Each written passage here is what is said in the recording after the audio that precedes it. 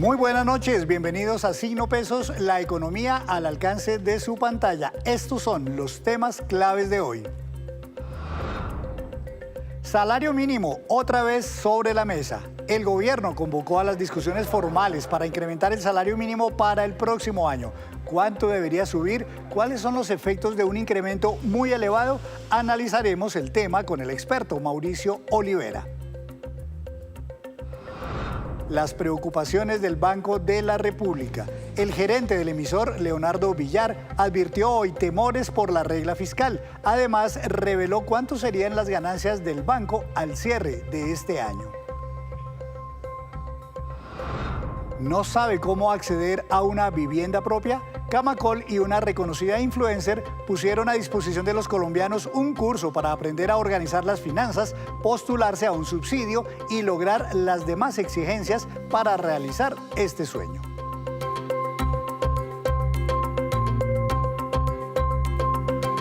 Y comenzamos esta emisión de Signo Pesos hablando de una discusión que por esta época es habitual y es para acaparar la atención de millones de colombianos que esperan cuánto será el incremento del salario mínimo para el próximo año. Para analizar precisamente este tema, quiero saludar al doctor Mauricio Olivera, conocedor de todos estos temas y actual vicerrector financiero de la Universidad de los Andes. Doctor Olivera, buenas noches.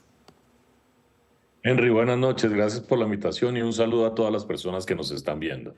Bueno, doctor Olivera, esta discusión, como decíamos, pues es como la típica ya por esta época siempre, sobre las discusiones del salario mínimo en la que participan el gobierno nacional en cabeza de la ministra de Trabajo, las centrales obreras, pero también los principales gremios empresariales. El salario mínimo actualmente está en 1.300.000 pesos. Algunos dicen es demasiado el salario mínimo frente a otros países. Otros, por el contrario, dicen no, eso es muy poquito, no alcanza para nada. ¿Cuál es su percepción sobre un salario mínimo de este monto?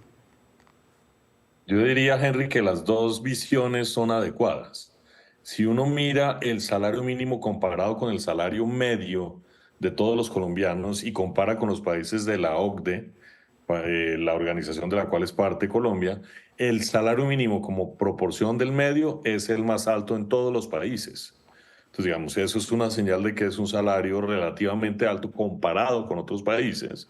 Por eso unos analistas tienen la razón, pero los otros también, porque en realidad el objetivo del salario mínimo es tener un salario que le permita a las personas comprar los bienes y servicios necesarios para su manutención. Entonces, la otra pregunta es si el salario mínimo alcanza o no para mantenerse, para tener los bienes, los servicios, para pagar los servicios públicos, para pagar el arriendo, para pagar la alimentación, etcétera. Y ahí es donde entra la discusión si es muy alto o no por su poder adquisitivo.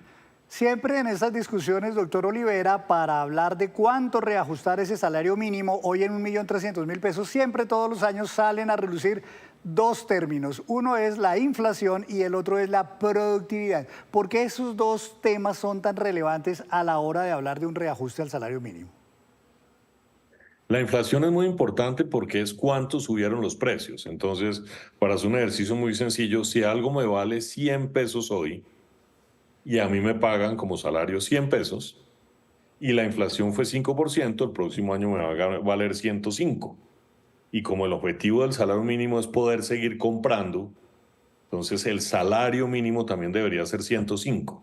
Esa es la inflación, el 5%, y por eso los salarios tienen que subir por lo menos, y eso está reglamentado así, con la inflación, para que no se pierda el poder adquisitivo. Si el próximo año me valen 105, pero me siguen pagando los mismos 100, no me suben por lo menos ese 5%, pues perdí poder adquisitivo. Por eso el salario tiene que subir como mínimo, con la inflación, para que las personas mantengan el poder adquisitivo, y eso siempre se ha hecho en el país.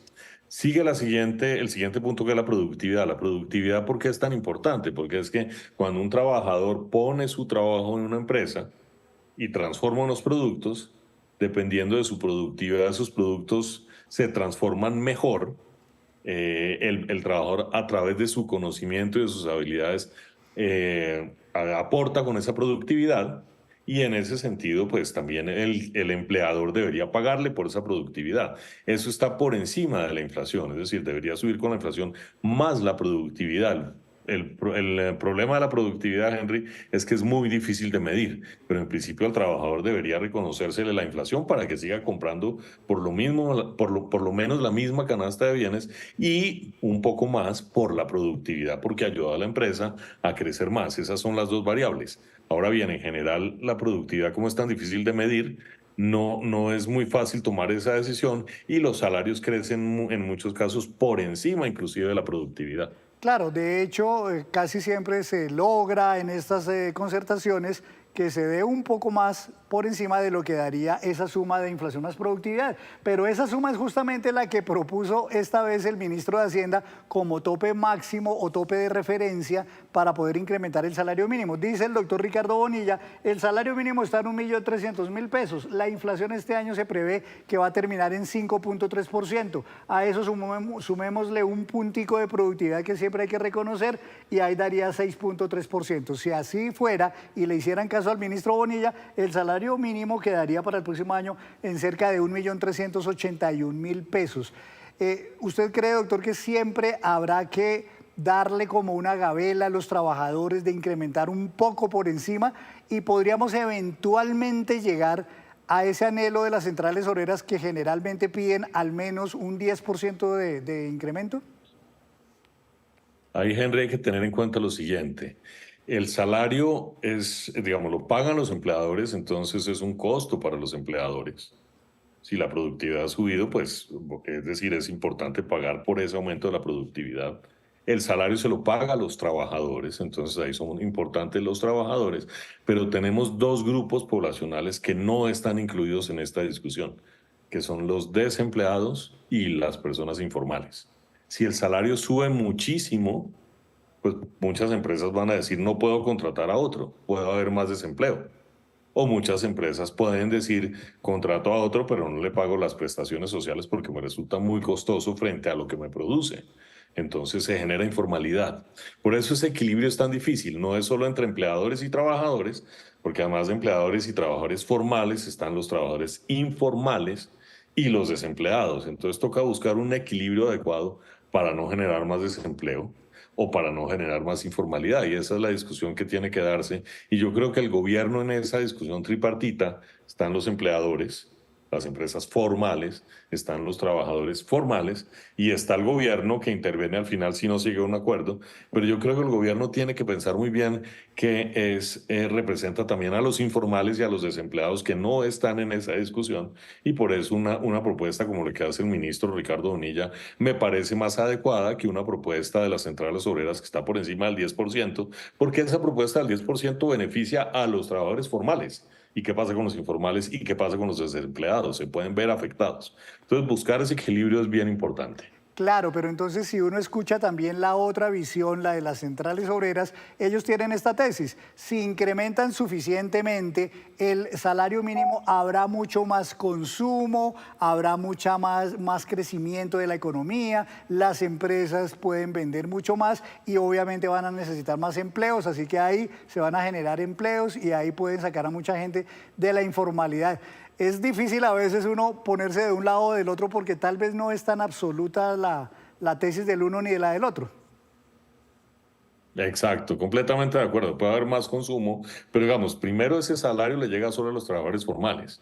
Mientras más consumen y más crece la empresa y más compran, entonces más empleo genera, puede pasar un tiempo. Entonces yo creo que hay un tema de crecimiento, pero hay un tema de distribución también y la distribución es efectiva. Inmediatamente, hagamos un ejemplo, digamos, muy extremo. Entonces, supongamos que doblamos el salario crece 100%. Si pasamos de 1.300.000 a 2.600.000, obviamente los trabajadores formales, que son los de las centrales obreras, se ponen felices, van a ganar más, van a consumir más, pero eso va a generar un desempleo inmenso y una informalidad inmensa. Entonces, digamos, entendiendo la discusión que es un poco más política, creo que es necesario tener los modelos estadísticos adecuados para tomar la mejor decisión posible. Y por eso en las discusiones del salario mínimo también está Planeación Nacional, está el DANE, entidades técnicas que hacen una medición adecuada para ver hasta dónde podemos llegar, hasta dónde puede ser positivo y hasta dónde puede ser negativo, sabiendo que como es una distribución, tal vez lo pongo de esta manera, como dice una canción muy famosa, alguien gana, alguien pierde, Ave María. Así es, ¿no? Y también dicen los técnicos que un incremento muy alto termina generando más inflación, así que termina comiéndose el incremento que le aprueban al salario mínimo, así que hay argumentos para todo. Doctor Olivera, hay un tema que dicen algunos está obrando y va a obrar y va a hacer mucho ruido en esas negociaciones, y es el tema de la reforma laboral, porque ciertamente la reforma laboral pues incrementa costos también por otros lados, así como lo hace siempre el salario mínimo en los, digamos, aportes a la seguridad social, la cesantía, las puras prestaciones laborales. ¿Cree usted que efectivamente va a ser difícil este año esa negociación por tanto ruido y tantas cosas que hay que tener en cuenta? Claro que sí, es que mientras más suban los costos, pues o más desempleo o más informalidad habrá, más de los costos que trae la reforma laboral, habrá el aumento del salario mínimo y si crece muy por encima de la inflación, más la productividad, pues va a ser mucho más difícil para los empresarios y ahí podemos tener el efecto contrario del que dice las centrales obreras. Es que si el costo crece mucho de la inflación más la productividad más unos puntos más la reforma laboral, pues las empresas al final van a producir es menos. Entonces lo que vamos a terminar afectando a los empleadores y pues eso lo que va a hacer es frenar la economía, no que la economía crezca con consumo. Entonces esa variable también es muy importante tenerla en cuenta para encontrar el equilibrio adecuado, sabiendo que debe buscarse de alguna manera que todos ganen, no que alguien gane y alguien pierda.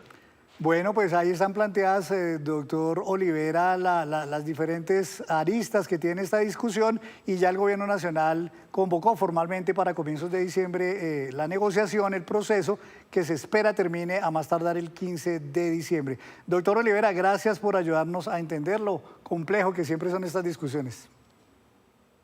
Henry, muchas gracias. Un saludo a los televidentes. Gracias, doctor Olivera. Y bueno, sobre este tema del salario mínimo, a propósito, también hoy se pronunció la Central Obrera, la Central Unitaria de Trabajadores, el doctor Fabio Arias, quien ha señalado que están listos para las discusiones y, por supuesto, para llevar sus propuestas. Inicia hoy la primera reunión de la Comisión Nacional de Concertación sobre el salario mínimo, que tendrá la presencia del gobierno, empresario y trabajadores. Esta primera reunión discutirá el cronograma en el cual se atenderán los diversos informes que el gobierno tenga al respecto del salario mínimo y asimismo las propuestas y las intervenciones tanto de los empresarios como de los trabajadores. Tenemos plazo hasta el 15 de diciembre y por tal motivo el cronograma deberá tener en cuenta este tema. De entrada podemos decir que hay mucha expectativa sobre eso. Nosotros vamos a la Comisión de Concertación a hacer una propuesta. Esperamos que los empresarios hagan propuestas este año porque en los 2 años anteriores no lo he hecho. Y bueno, hay esa expectativa, por lo menos para los trabajadores. Trataremos exactamente de que del Comando Nacional Unitario unifiquemos una propuesta y presentaremos los datos correspondientes en el momento en que el cronograma define. Hacemos así una breve pausa, pero cuando regresemos, espere, Fitch Ratings acaba de ratificar la calificación crediticia para nuestro país. Ya viene Víctor Grosso con los detalles.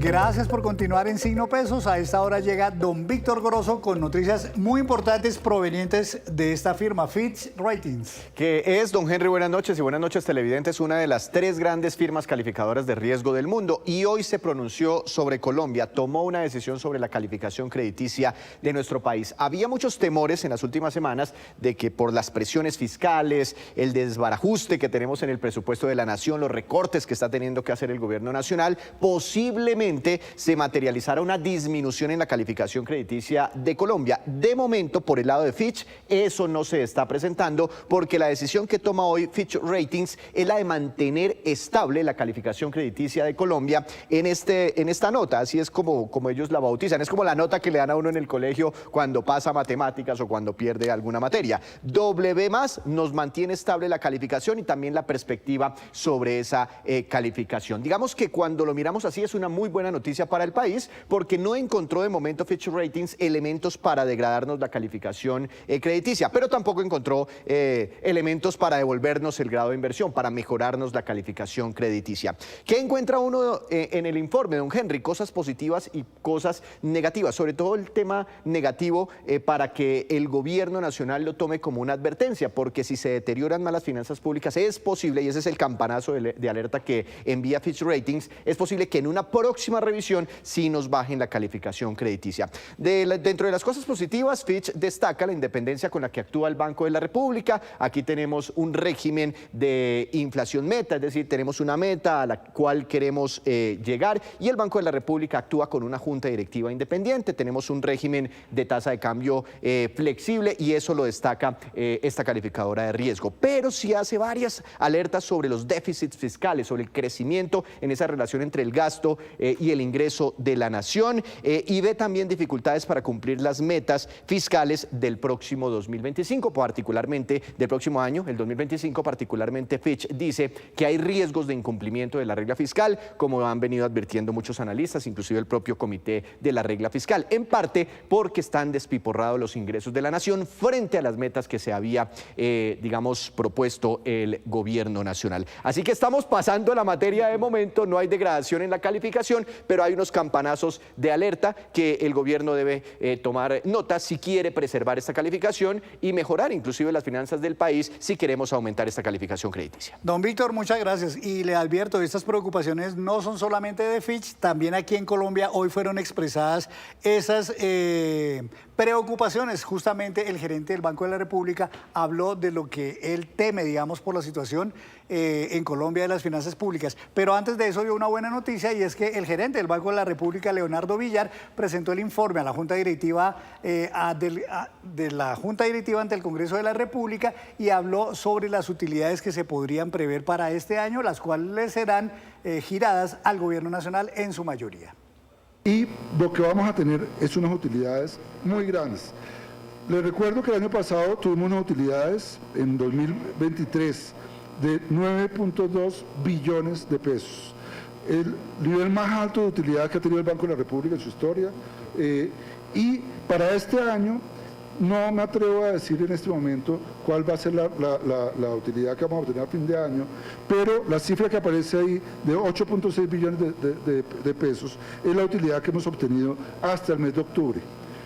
La perspectiva es que estemos entre 9 y 10 billones de pesos. Y de otro lado, la mala noticia es que Villar reconoce que el gobierno tiene varios retos financieros y siente preocupación por el cumplimiento de la llamada regla fiscal. Este temor surge en medio de la aprobación en penúltimo debate que se dio hoy al proyecto que reforma el Sistema General de Participaciones y que busca aumentar los dineros, las transferencias que hace el gobierno nacional a las regiones.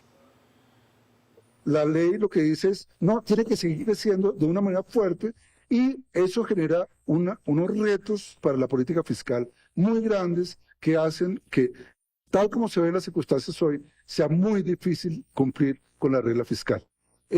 Eso ha explicado en parte esta devaluación más acelerada del peso, ese aumento de los márgenes de riesgo que se ven en Colombia. Y de otro lado, Camacol y una reconocida influencer en temas inmobiliarios se unieron para poner al servicio de la gente un curso muy curioso pero muy útil. Se trata de enseñarles a los colombianos cómo lograr acceder a ese sueño de tener una vivienda propia. El curso es gratuito y estará disponible en la página web construyendoteconviviendapropia.com, y allí usted aprenderá sobre los temas financieros, jurídicos y también mentales que son claves a la hora de lanzarse a este proyecto. Detalles con la misma influencer, Mabel Quintero. Entonces, como que empezamos en el curso con: es indispensable que cambies tu mentalidad para poder llegar a estos módulos donde te vamos a educar, también administrar los recursos, porque es muy común escuchar a las personas: cuando gane más, compra la vivienda, pero no es así. Siempre debemos de lo que recibimos nos quede un poquito para la inversión, y la intención en una de estas clases es que aprendamos acerca de finanzas personales y aprendamos a gestionar lo que tenemos, porque con lo que tenemos y ganamos tenemos la posibilidad de comprar alguna vivienda proporcional a nuestros ingresos. También trabajamos los subsidios, todas esas herramientas para ponernos bonitos para el banco y que no nos nieguen la operación de crédito.